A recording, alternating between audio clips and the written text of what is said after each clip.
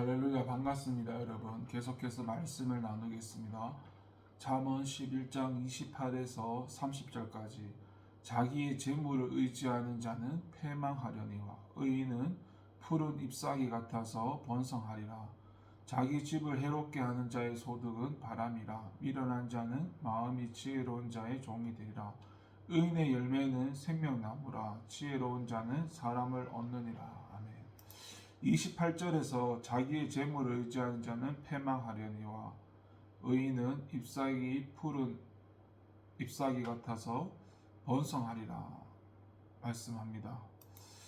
이 공동 번역을 보니까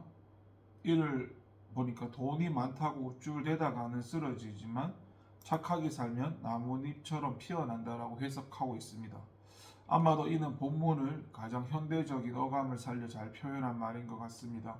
실제로 본문의 잎사귀는 가지에서 새롭게 돋아난 잎을 의미하는 말로 이러한 어린 잎으로 가득하다는 것은 그만큼 나무가 젊고 싱싱하다는 의미일 것입니다. 이러한 본문을 통해 솔로몬이 말하고자 하는 바는 우리가 무엇을 의지하며 살아갈 것인가와 연관되어 있는데, 이는 앞절에서 무엇을 찾고 구하며 사는 삶을 살아야 할 것인가에 대해 교훈한 솔로몬은 계속해서 본문을 통해서 인생이 궁극적으로 의지하며 살아가야 할 대상은 자신의 재물이나 힘이나 권력이 아니라 하나님임을 분명히 교훈하고 있는 것이죠. 그렇게만 된다면 그의 인생은 끊임없이 새순이 돋아나는 나무처럼 결코 쇠하지 않는 축복을 얻게 될 것이란 말씀입니다. 여러분, 사실 오늘날 돈 없이 되는 일이 별로 없습니다. 먹고 사는 것에서부터 부모를 복양하거나 자녀를 잘 보살피는 일에도 돈은 필수적입니다. 하다못해 자녀 교육도 돈 없이 불가능하고, 오죽하면 돈 많은 부자들이 모여 사는 곳에서 좋은 대학에 입학하는 비율이 현격하게 높겠습니까? 또 나이가 들어서도 자식들에게 대우받으려면 돈이 필요하다는 말도 합니다. 그래서 넉넉한 노후를 준비하기 위한 보험이나 펀드도 많이 생겨나고 있고, 이것은 사실 작은 예에 불과하고 죽은 사람도 살릴 수 있다고 말할 정도로 오늘날 이 시대는 돈의 위력을 결코 무시하며 살아갈 수 없는 시대입니다. 이것을 부인할 수 없고 솔로몬 역시도 이 사실을 잘 알고 있었습니다. 그러나 솔로몬은 그럼에도 불구하고 인생에 진정으로 의지할 것은 바로 이런 돈의 위력과 힘이 아님을 역설합니다. 그리고 하나님을 인생의 참된 의지처로 삼고 하나님만을 의지하며 살아가 권면합니다. 이것이 바로 믿음입니다. 돈이 무용지물이기에 무가치하기에 버리라는 것이 아니라, 돈도 물론 중요한 가치를 지닌 것이지만 성도라면 그보다 하나님을 더 사랑할 수 있어야 되고, 하나님을 위해 이조차도 배설물처럼 버릴 수 있는 믿음이 있어야 하고, 하나님이 아닌 돈과 물질을 사랑하고 의지하는 삶을 살게 된다면 우리의 마음은 점점 하나님부터 멀어질 것이고 말씀부터 멀어져 큰 실패에 처하게 될 것입니다. 이에 사도 바울은 돈을 사랑함이 일반하게 뿌리가 되나니 이것을 사모한 자들이 미혹을 받아 믿음에서 떠나 많은 근심으로써 자기를 찔렀도다라고 디모데전서 6장에서 말을 하면서 하나님을 더욱 사랑하고 의지할 것을 권면합니다.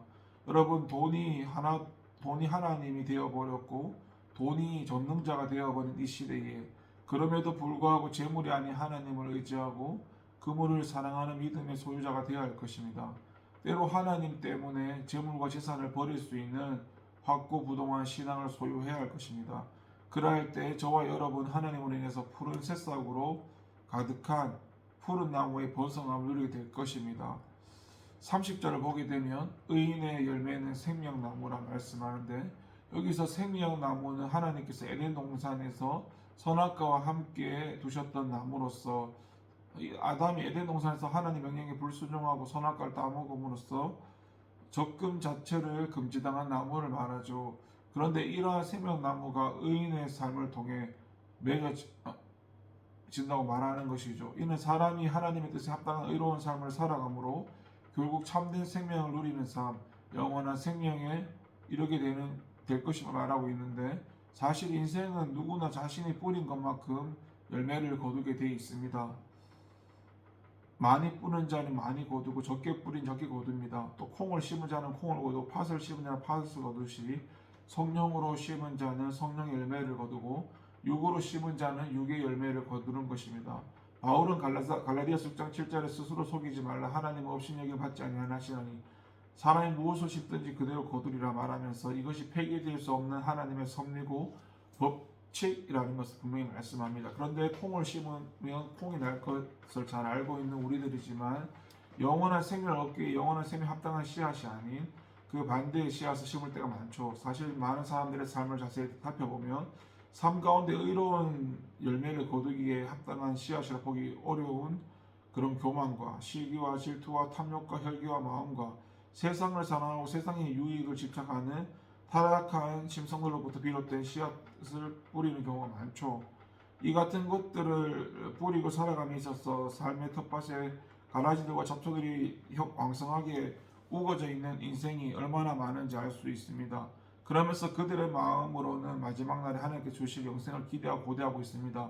그러나 여러분, 이런 인생을 향해 하나님은 내가 너희를 도무지 알지 못하니 불법을 행하는 자들아 내게서 떠나가라고 말씀했죠. 여러분, 인생의 가치는 결국 그 열매를 알 수 있고 저와 여러분의 삶의 텃밭에 무엇을 뿌리고 있습니까? 의롭고 진실한 삶을 살면서 가치 있고 보람 있는 삶을 삶으로 생명나무 나무 가시를 거두기 합당한 삶을 살고 있습니까? 하나님 말씀을 지키며 영원한 생명을 사모하며 의로운 씨앗, 생명의 씨앗, 성령의 씨앗을 뿌리고 갖고 가고 있습니까? 아니면 이와 상관없는 불의와 거짓되고 무가치한 삶을 살아가고 있습니까? 기억하십시오. 하나님은 반드시 무엇을 심든지 뿌린 대로 거두게 할 것입니다. 성도에게 가장 말하라고 한다면 필요한 그것은 자비와 긍휼입니다. 비록 각박하고 삭막한 세상을 살아가지만 자비와 긍휼의 마음이야말로 우리의 마음과 공동체를 풍성하게 평안하게 할 수 있습니다. 오늘날 많은 성도들이 하나님의 축복으로 말미암아 큰 복을 누리고 있음을 인정합니다. 그러나 하나님께서 그처럼 큰 축복을 주셨음에도 우리 중 많은 이들이 구제와 긍휼을 선택적으로 생각하며 가난하고 헐벗은 이웃을 돌아보기에 무심했던 삶을 살아왔습니다. 오늘 솔로몬은 이러한 우리를 향해 구제와 긍휼이 없는 모든 부의 축적을 불법이라고 하며 하나님 앞에서 큰 죄라고 선언합니다. 뿐만 아니라 재물에 대한 과도한 집착과 욕심은 그들은 더욱 풍요롭게 하는 것이 아니라 오히려 큰 파산을 일으키는 사실을 말씀합니다. 그래서 자비와 긍휼의 사람이 되시기 바랍니다. 자기만을 생각하고 쌓아두고 모아둔 것은 더 크고 풍성한 하나님의 축복을 외면하시기 바라고, 이는 어린 속고 부인한 것이 불의한 것이고 장차 화가 되고 허무한 것이래요. 후회와 낙담으로 돌아올 것입니다. 비록 소유가 적을지라도 나누고 구제하는 삶을 통해 하나님을 사랑을 실천하고 그분의 축복을 누리는 성도가 되어야 할 것입니다. 기도하겠습니다. 하나님 아버지, 감사합니다. 돈이나 권력이나 재물이나 그런 것들을 의지하는 것이 아니라 오직 하나님만 의지하며 달아나갈 수 있는 우리가 되게 하여 주시옵소서. 감사드리고 예수님의 이름으로 기도드립니다. 아멘.